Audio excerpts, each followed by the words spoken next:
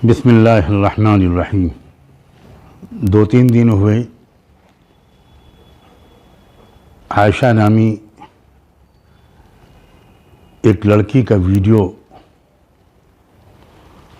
जो उसने ख़ुदकुशी से पहले रिकॉर्ड किया था वो वायरल हुआ। उसने पूरी दुनिया के दर्दमंद और हसास लोगों के दिलो दिमाग को झिझोड़ कर रख दिया। अगले ही दिन मुझे एक सफ़र पर निकलना था,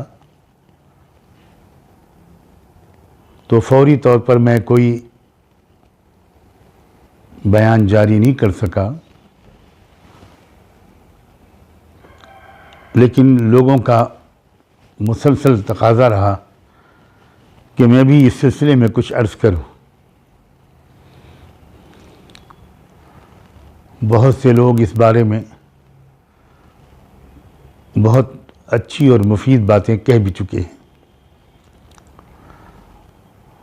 बहरहाल एक ज़िम्मेदारी की अदायगी की नीयत से मैं इस वक्त कुछ अर्ज़ करने की कोशिश करूँगा। मैं कुछ बातें अपनी कौम की बेटियों को मुखातब करके कहूँगा, कुछ नौजवानों से दिल की कुछ बात कहूँगा और कुछ माँ बाप से, वालिदैन से। बच्चियों, मेरी अज़ीज़ बच्चियों,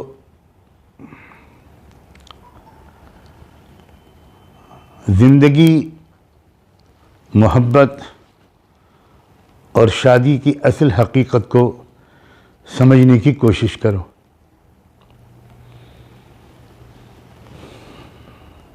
नौजवानी की उम्र बहुत पुख्ता समझ की नहीं होती। समझदारी पर ख्वाहिशात का, जज्बात का, रोमांटिक सोच का गलबा होता है। ये लड़के का भी यही हाल है और लड़की का भी।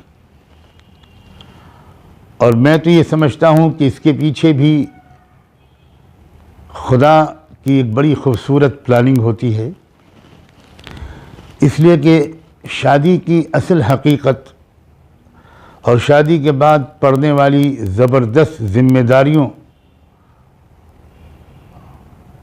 की असल हकीकत और उसका बोझ अगर लड़की और लड़के के समझ में आ जाए तो शायद कोई लड़का और कोई लड़की शादी करने की हिम्मत न करे। और शादी नहीं होगी तो इंसानी आबादी कैसे बढ़ेगी, इंसानी नस्ल कैसे चलेगी, ख़ानदान कैसे वजूद में आएंगे। बग़ैर शादी के नाजायज़ रिश्तों से जो बच्चे पैदा होते हैं वो तो खुद रौ घास की तरह होते हैं, और जो माँ बाप की गोद में बच्चे पलते हैं वो अगर माँ बाप तरबियत का सलीक़ा जानते हैं तो वो खूबसूरत चमन वजूद में आता है। जैसे वो चमन जिसे माली रोज़ाना देखभाल करता है, खाद और पानी देता है, कैंची लगाता है, तराश खराश करता है, तो एक खूबसूरत चमन बनता है। और जिन पौधों की कोई देखरेख करने वाला नहीं होता वो धीरे धीरे एक जंगल बन जाता। तो मेरी अजीज़ बच्चियों, खुदा के लिए ये बात समझो कि रोमांस ज़िंदगी की पूरी सच्चाई नहीं है। और जिन बातों को तुम फिल्मों में देखती हो, नॉवेल्स में पढ़ती हो, आमतौर पर वो ज़िंदगी की सही तस्वीर नहीं पेश करते। और ये बहुत सी ख़ुदकुशियाँ, फांसी का फंदा लगा लेना, जहर खा लेना, नदी में कूद जाना, इस तरह के जो एडवेंचर्स हमारे नौजवान लड़के और लड़कियां करते हैं, उसमें बहुत बड़ा दखल उन फिल्मों का भी होता है जिसमें वो आशिक और माशूक की नाकाम मोहब्बतों के नतीजे में ख़ुदकुशियाँ दिखाकर इन ख़ुदकुशियों को, इन सुसाइड्स को ग्लोरीफाई करते हैं और एक एडवेंचर बनाकर पेश करते हैं।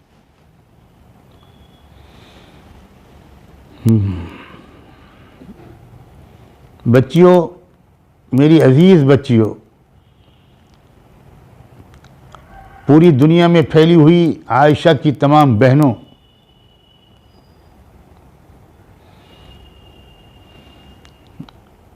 ये हुस्न और इश्क ज़िंदगी और शादी का सिर्फ एक छोटा सा हिस्सा है। थोड़ा सा टेस्ट पैदा करना, अट्रैक्शन पैदा करना इसका मशक, इसका मकसद है, इससे ज़्यादा कुछ नहीं।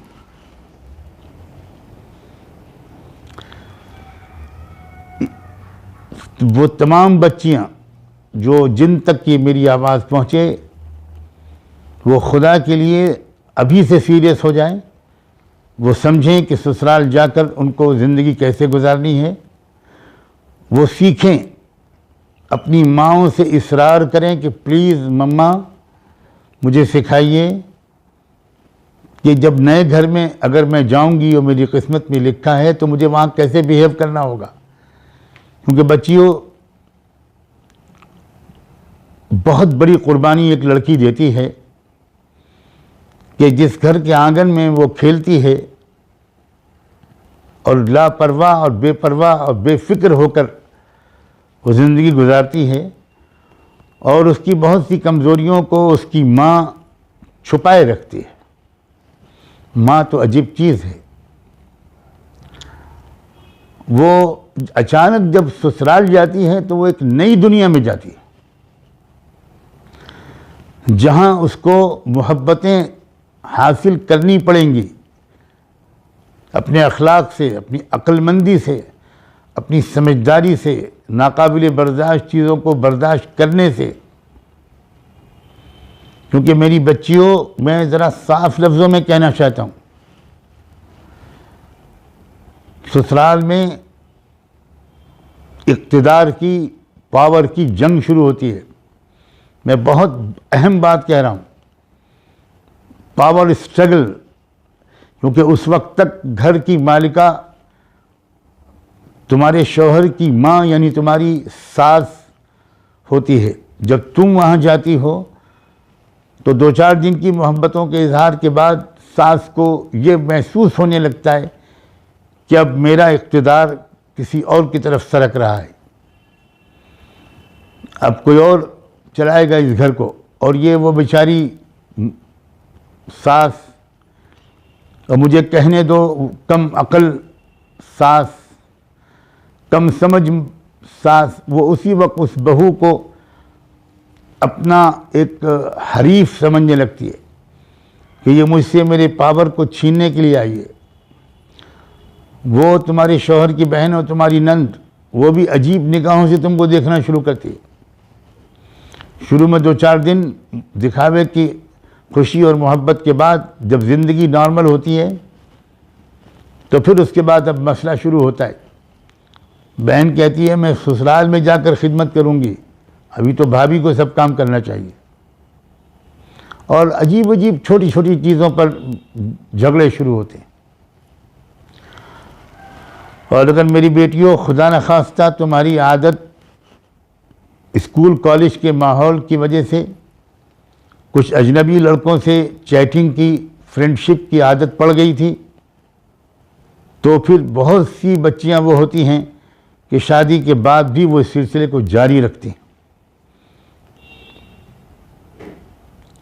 और हमारा समाज ऐसा है, और क्यों ऐसा है मैं ज़्यादा टाइम नहीं लूँगा वरना इस पर भी रोशनी डालता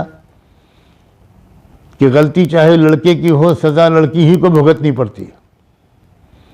खरबूजा छुरी पर गिरे तब, छुरी खरबूजे पर गिरे तब, कट्टा खरबूजा ही है, चाहे सारा जुर्म लड़के का हो, लेकिन बदकिस्मती से हमारे पड़ोस की समाज की बुरी आदतों की वजह से, और मैं किसी और को क्या इल्ज़ाम दूं, इस वजह से कि हमारे अक्सर माँ बाप बच्चों को कुछ नहीं सिखाते, कोई तरबियत नहीं करते। बहुत ज़्यादा दीनदार हुए तो नमाज डांट डांट के पढ़वाने लगते हैं। इस बात को मैं तब वो ज़्यादा वजाहत से कहूँगा जब मैं माँ बाप से बात करूँगा। अभी तो मैं बच्चियों तुमसे अपनी बात पूरी कर लूँ। प्लीज़ बच्चियों, ज़िंदगी की असल सच्चाई को समझो। बिलाशुबा ज़िंदगी को पुरकशिश बनाने में अल्लाह ताला ने मर्द और औरत के अंदर एक दूसरे के लिए कशिश रखी है। ये अल्लाह की प्लानिंग का बहुत हसीन हिस्सा है, लेकिन ये असल ज़िंदगी का मकसद नहीं है। ये हरगिज़ ज़िंदगी का असल मकसद नहीं है। ये तो ज़िंदगी की थकान को हल्का करने और ज़िम्मेदारियों को अदायगी में थोड़ी मदद करने के लिए, थोड़ा रिलैक्स हो जाएं और फिर नए सिरे से नया दिन शुरू करें, नए हौसले और नए इरादे के साथ। असल ज़िंदगी का मकासद कुछ और हैं। तो बच्चियों, प्लीज़ बच्चियों, इस बात को समझो। इसके लिए अच्छी अच्छी किताबों का मुताला करो जो ज़िंदगी का फ़न सिखाएं, जो आर्ट ऑफ लिविंग सिखाएं। और इस्लाम दरअसल ज़िंदगी गुजारने के फ़न का नाम है। इस्लाम खाली बुर्का ओढ़ने और खाली दाढ़ी रखने और टोपी कुर्ता पजामा पहनने और नमाज पढ़ लेने का नाम नहीं है।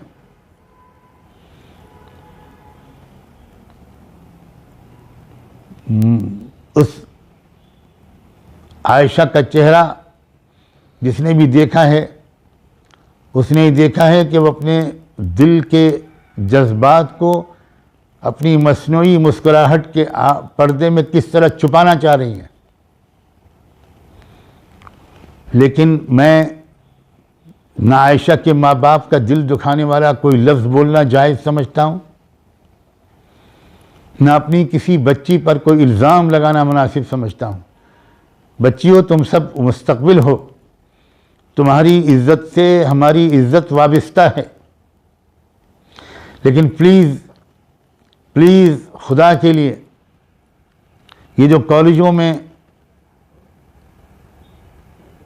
पढ़ते हुए किसी लड़के से मोहब्बत कर लेना और उससे अपने दिल को का सौदा कर लेना अक्सर बड़ी नाकामियों का सबब बनता है।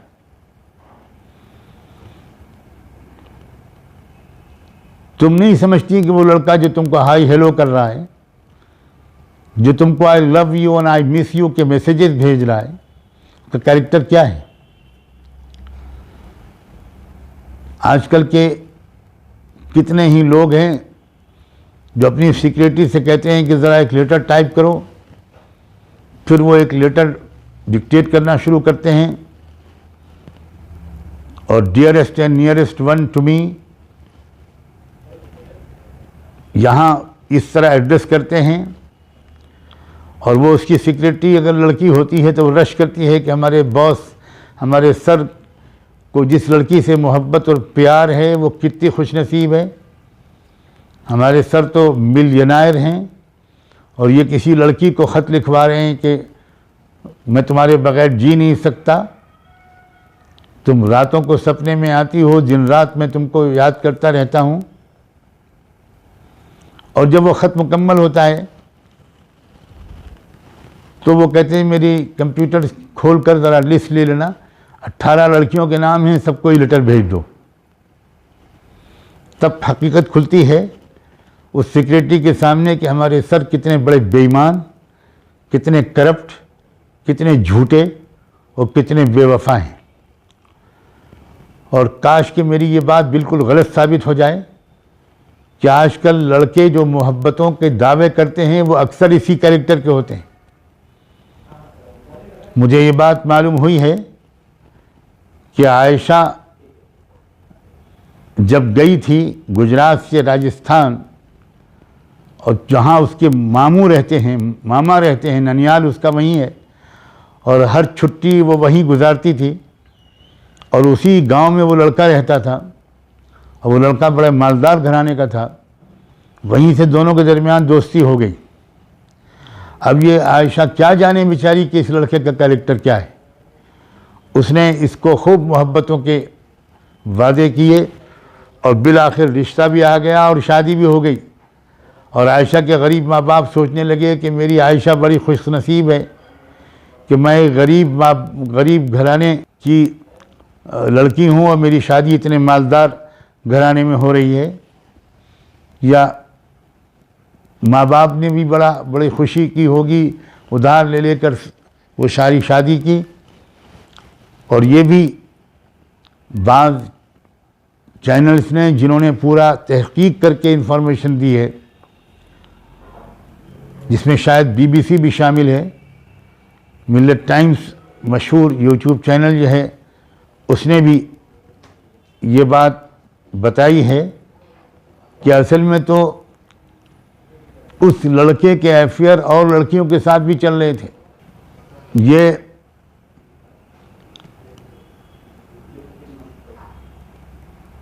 बहुत बड़ी वजह थी उस लड़की के गम और सदमे की। यहाँ तक पता चला है कि वो आरिफ जो उसका शौहर है, वो अपनी बीवी को मेंटली टॉर्चर करने के लिए उसके सामने अपनी दूसरी दोस्त लड़कियों से वीडियो कॉल करता था। बहरहाल बच्चियों, तुम्हें खुदा करे कि ऐसी तरबियत मिले, तुम इतनी मेंटली स्ट्रांग हो, पहले से मेंटली प्रिपेयर्ड हो कि तुमको कैसे इन हालात में अगर तुम फंसी तो कैसे तुमको इसका मुकाबला करना है। यकीनन अगर आयशा को ऐसी तरबियत मिली होती, उसको इस तरह एजुकेट किया गया होता, तो वो ये कदम कभी ना उठाती। नहायत अफसोस की बात है कि शायद आयशा को ऐसी तरबियत नहीं मिली। अगर उसका अल्लाह से ताल्लुक़ मजबूत होता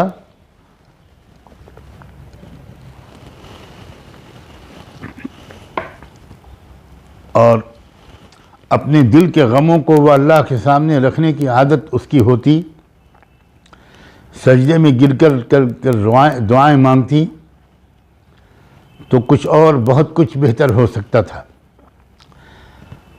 बहरहाल जो होना था वो हो गया। बच्चियों, इस्लाम को समझो, इस्लाम को जियो। Please understand Islam, please live Islam, please enjoy Islam. और ये मत समझना कि इस्लाम खाली नमाज रोज़े का नाम है। हर किस्म के हालात का मुकाबला करने का फ़न सिखाता है इस्लाम, सेल्फ़ कॉन्फिडेंस सिखाता है इस्लाम, मैच्योरिटी देता है, अक्ल की पुख्तगी सिखाता है इस्लाम, और न जाने क्या क्या गोशे हैं इस्लाम के।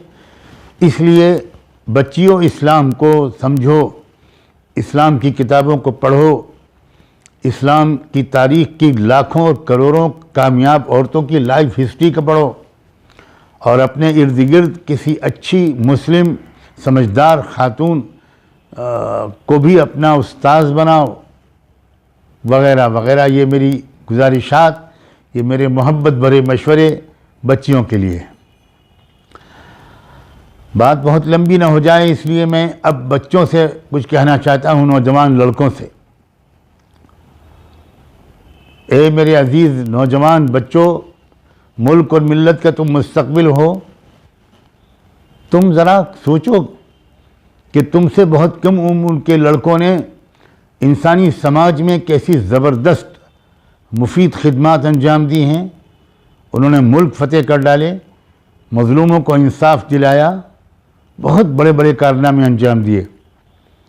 और एक तुम हो कि सिवाय लैला मजनू के तुमको कुछ पता ही नहीं है। बच्चों, ये बहुत ही पस्त सतह है। अपनी सोच को बुलंद करो, पाकीज़ा बनाओ अपने सोच को, अपनी निगाहों को पाकीज़ा बनाओ, वफ़ादार रहो।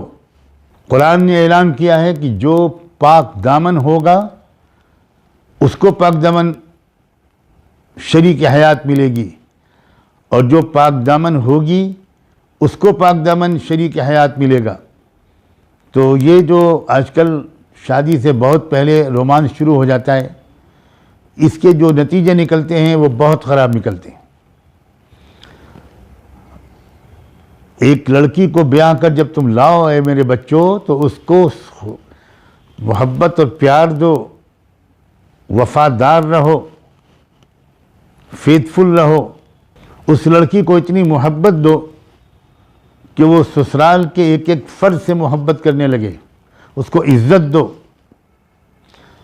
ज़रा ख़ुद अपने को उसकी जगह पर रख कर ज़रा सोचो कि अगर तुमको अपने माँ बाप को, भाई बहनों को छोड़कर कहीं और जाना पड़ता तो क्या तुम एडजस्ट कर सकते थे?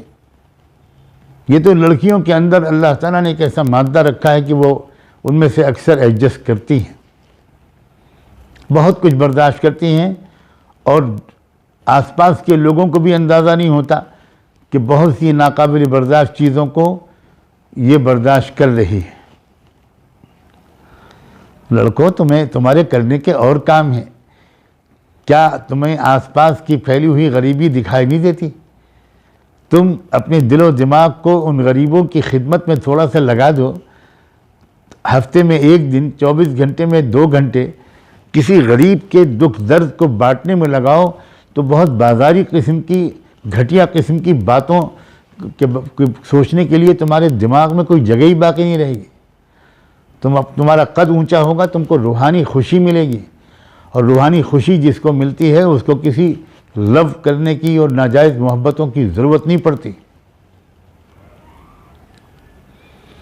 ए लड़कों, जब तुम्हारी शादी हो तो माँ बाप का इंतखाब हो, और अभी मैं माँ बाप से भी कहूँगा इंशाअल्लाह कि इंतखाब में किस चीज़ का ख्याल रखा करें। तो उस लड़की को प्यार दो, मोहब्बत दो, उसको ये एहसास दिलाओ कि वाकई सच कहा था रहमत दो आलम सल्लल्लाहु अलैहि वसल्लम ने कि अगर मैं खुदा के सिवा बंदियों को किसी और के सामने सजदारेज़ होने की इजाज़त दे सकता तो मैं बीवियों से कहता कि अपने शौहरों को सजदा किया करो। अल्लाह अकबर। आखिरी दर्जे का लफ्ज़ बोल दिया है अल्लाह के रसूल ने एक शौहर की अज़मत बयान करने के लिए। लेकिन शौहर अपने आप को इस लायक तो साबित करे, तुम्हारा ये मुकाम, लेकिन तुम्हारा जब ये मुकाम है तो तुम खुदा की तरह रऊफ़ुर रहीम तो बनो, वदूद तो बनो, मोहब्बत को प्यार करने वाला, करीम तो बनो, गफूर तो बनो, माफ़ करने वाला। एक खुदाबंदी सिफ़ात जो बंदों के अंदर आ सकती हैं, उसकी झलक वो अपने अंदर लाओ तो यकीनन बीवियां तुम्हारी बंदगी करने लगेंगी। ऐसा प्यार मोहब्बत वाला माहौल अपने घरों में बनाओ बच्चों। काश के आरिफान तक भी ये बात पहुँचे और उसको अपनी गलतियों पर शर्मिंदगी हो। मैं उस पर भी कोई सख्त लफ्ज़ नहीं बोलना चाहता, वह भी हमारी कौम का एक बच्चा है, एक नौजवान है। ज़रा सी गलती उससे हुई, और वो भी इसलिए हुई कि शायद उसको सही तरबियत नहीं मिली। अब अल्लाह जाने कहाँ होगा, पुलिस कस्टडी में है या जुडिशल कस्टडी में है, जेल में है। उस तक किसी तरह ये मेरा पैगाम पहुँचे कि अब भी वो अल्लाह से माफ़ी मांग ले, वो रो रो कर अल्लाह से माफ़ी मांगे, अल्लाह से वादा करे, तौबा करे, और अल्लाह से कहे कि अल्लाह मेरे पैगाम को, मेरी शर्मिंदगी को मेरी मज़लूम बीवी आयशा तक पहुंचा दीजिए, और उसके दिल में भी डाल दीजिए कि आखिरत में वो मुझे माफ़ कर दे। और प्लीज़ ए आरिफ, अपनी ज़िंदगी को अब बदल डालो, अब बदल डालो मेरे प्यारे नौजवान, अब बदल डालो। हो गई गलती, गलती इंसानों से होती है, और अच्छी खासी शायद संगीन गलती हुई, लेकिन एतराफ़ कर लो, माफ़ी मांग लो, तौबा कर लो, अपने को करेक्ट करने का वादा कर लो, और जो तुमको सोसाइटी और घर से अलग कहीं जेल में कुछ दिन रहना पड़े तो इसको अपनी रिफॉर्म का एक बेहतरीन मौका समझो, अपने आप को बिल्कुल बदल डालो। हज़ारों लोग हैं जो जेल से निकल कर बाहर आते हैं तो बिल्कुल बदले हुए इंसान होते हैं, तुम भी ऐसा कर सकते हो। आरिफ और उसके घर के तमीर सभी लोगों को मेरा सलाम पहुँचे। जो तकलीफ़ इस वक्त हुई है, खुदा करे आप सब ने भी इसको महसूस किया हो और आप सब लोग इसमें अल्लाह से माफ़ी मांगो, चाहे वो आरिफ की माँ हो, चाहे आरिफ की बहन हो, चाहे खुद आरिफ हो, चाहे कोई और हो सकता है कि जब आप दिल से अल्लाह से माफ़ी मांगोगे और उन आयशा के ख़ानदान वालों से भी माफ़ी मांगोगे तो हो सकता है कि आने वाली ज़िंदगी, ये खुशियों वाली ज़िंदगी और ज़हनी सुकून वाली ज़िंदगी तुम्हें मिल जाए। अपने बेटों से, नौजवानों से एक बात और कहना चाहता हूँ। बच्चों, तुमने कभी सोचा कि ये जहेज़ की जो लानत है ये तुम कैसे कबूल कर लेते हो? तुम्हारी गैरत कैसे गवारा करती है कि माँ बाप से नाज़ों पाली बेटी भी तुम लो और उसके बाद उनके ऊपर लाखों का जहेज़ का भी बोझ डालो, मुतालबे करो, इसरार करो, प्रेशर डालो, धमकियां दो। ला हौल वला कुव्वत इल्ला बिल्लाह। कितनी जलील और मुझे माफ़ कर देना कमीनेपन की अलामत है। अगर तुम इतने ही गरीब और मुफलिस हो, यतीम और नादार हो कि तुम अपने घर में खाने का डिनर सेट नहीं ला सकते, टी सेट नहीं ला सकते, बिस्तर का इंतज़ाम नहीं कर सकते, पंखे या फ्रिज का और कूलर का इंतज़ाम नहीं कर सकते, तो तुम शादी करने के बजाय इलाज करो। तुम्हें शर्म नहीं आती कि तुम लड़की के माँ बाप से भीख मांगते हो? ये बदतरीन दर्जे की फ़कीरी नहीं, ये डाका है, डाका। गरीब माँ बाप भी लाखों का कर्जा लेकर, सूदी उधार कर्जा लेकर, वो बेचारे अपनी जान पर खेलकर बच्चियों को रुखसत करके तुम्हारी लालच को पूरा करते हैं। अगर तुम मर्द हो तो तुमको साफ लफ्ज़ों में कहना चाहिए, अपने माँ बाप से भी कहलवाओ और ख़ुद कहो डायरेक्ट लड़की के बाप से कि आप बेटी दे रहे हैं, बड़ा एहसान कर रहे हैं, मैं कुछ भी कबूल नहीं करूँगा। मैं ये वादा ज़रूर करता हूँ कि अपने मुंह में लुक़मा रखने से पहले आपकी नाज़ों पाली बेटी के मुंह में लुक़मा रखूँगा और घर की ज़रूरियात अपनी कमाई के बलबूते पर धीरे धीरे सही सब जमा करूँगा। जो आराम पहुँचा सकूँगा पहुँचाऊँगा, मगर आप हरगिज़ हरगिज़ हरगिज़ मुझे कुछ न दें, मुझे आपसे कुछ नहीं लेना। ये एक समझदार मर्द का मुकाम है। ये मर्दानगी के ख़िलाफ़ बात है कि तुम ज़ुबान क़ाल या ज़ुबान हाल से हाथ फैलाओ और दामन फैलाकर भीख मांगो और बेचारी न दे सकें वो तो तुम उनको डराओ धमकाओ। बहुत बुरी बात है। आयशा के इस वाक़े के हवाले से खुदा करे कि पूरी कौम के तमाम नौजवानों के अंदर ये लहर दौड़ जाए और अपने माँ बाप से ज़िद करें कि मैं जहेज़ नहीं लूँगा। और मैं ये बात भी जानता हूँ कि जहेज़ लेने की लालच लड़के में जितनी होती है उससे कुछ ज़्यादा ही लड़के के माँ बाप के जहन में होती है। ये बिल्कुल गलत बात है। तौबा कर लेना चाहिए सारे नौजवानों को और कौम के नौजवान ये ऐलान कर दें, जिनकी अब तक शादियां नहीं हुई, ख़ास तौर पर वो ऐलान करें कि हम जहेज़ नहीं लेंगे। मुतालबा तो दूर की बात है, हम कबूल ही नहीं करेंगे। हम अपने घर को खुद सजाएंगे, शादी से पहले जितना सजा सकेंगे सजा लेंगे और शादी के बाद धीरे धीरे कमियों को दूर कर देंगे। ये बात भी हम अपने नौजवानों से उनकी बहुत मोहब्बत के साथ और उनकी खैरख्वाही के जज्बे से कहना चाहता हूँ। मुझे उम्मीद है मेरे बच्चे इस बात पर भी ख़ास तवज्जो देंगे। और अब मैं कुछ बातें माँ बाप से कहना चाहता हूँ। आपने देखा अपनी औलाद की तरबियत न देने का क्या अंजाम हो सकता है। आरिफ के माँ बाप ने भी आरिफ को नहीं कुछ सिखाया, वो नहीं सिखाया जो सिखाना चाहिए था गालिबन, और उसका अंजाम देखिए कि आरिफ किस के बेचारे से वो किस रास्ते पर चल पड़ा। आयशा के माँ बाप से भी ये गलती हुई कि आयशा को भी उन्होंने वो तरबियत नहीं दी, वरना वो ऐसा फ़ैसला बिल्कुल न करती, वो हिम्मत के साथ मुकाबला करती। यही बातें मैं माँ बाप से कहना चाहता हूँ, अपने बच्चों और बच्चियों को इस्लाम सिखाओ। मैं नहीं कहता कि उनको तुम आलिम बनाओ, मौलवी बनाओ, मैं नहीं कहता, उनको अच्छा इंसान बनाओ, उनकी ज़िंदगी की ऊंच नीच सिखाओ।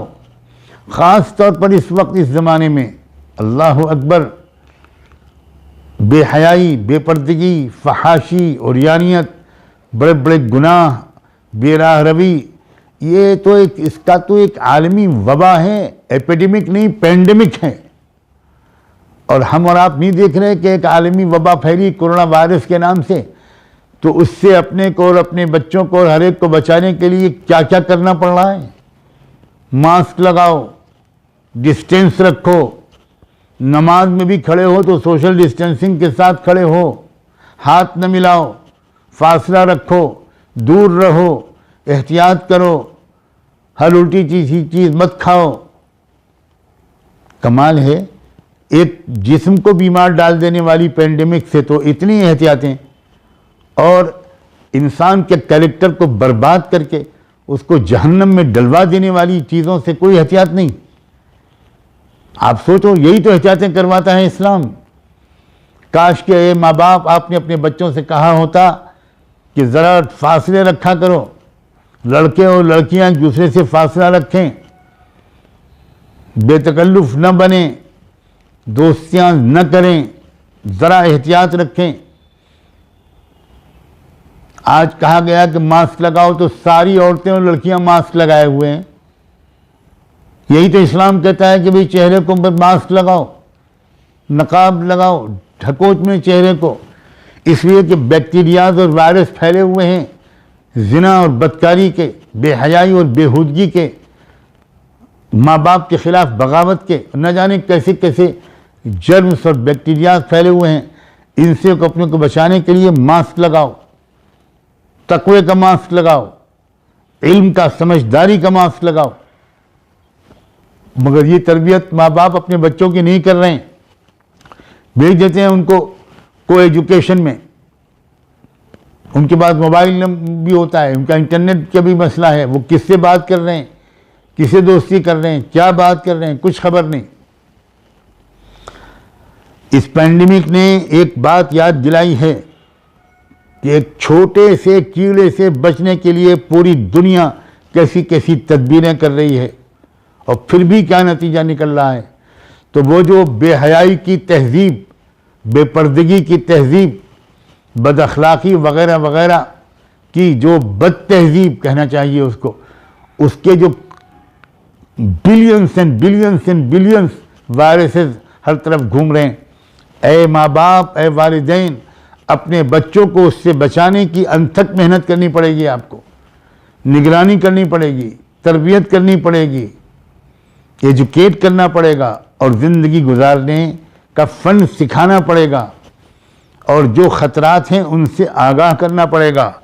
माएँ अपनी बेटियों से खुलकर बात करें, बाप अपने बेटों से खुलकर बात करें। यह है तरबियत। और अफसोस ये है कि ये तरबियत शायद हमारे लाखों में कोई एक आध घर में मिलती होगी।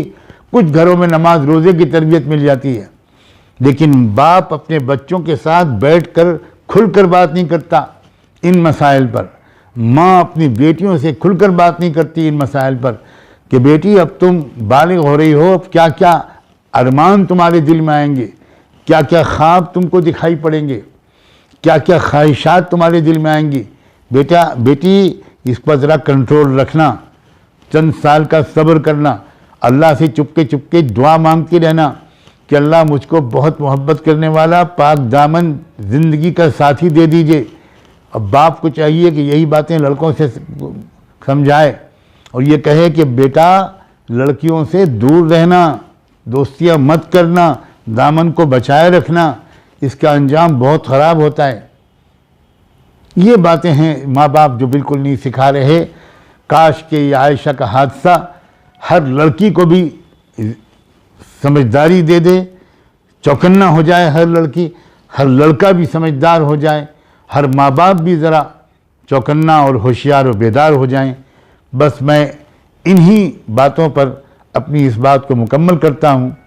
दिल चाहता है कि हर कच्चे पक्के घर में मुझ छोटे से बेहैसियत तालिब इल्म का ये मोहब्बत भरा पैगाम पहुँच जाए, हर बेटी भी सुन ले, हर बेटा भी सुन ले, हर माँ बाप भी सुन लें और इसकी स्पिरिट को अपने दिलो दिमाग में सजा लें। आप सबका बहुत बहुत शुक्रिया। और अगर हो सके तो मेरे लिए भी और मेरे तमाम बच्चों और बच्चियों के लिए, मेरे पूरी फैमिली के लिए आप सब भी दुआओं का एहतिमाम करें। अस्सलामु अलैकुम व रहमतुल्लाहि व बरकातुहू।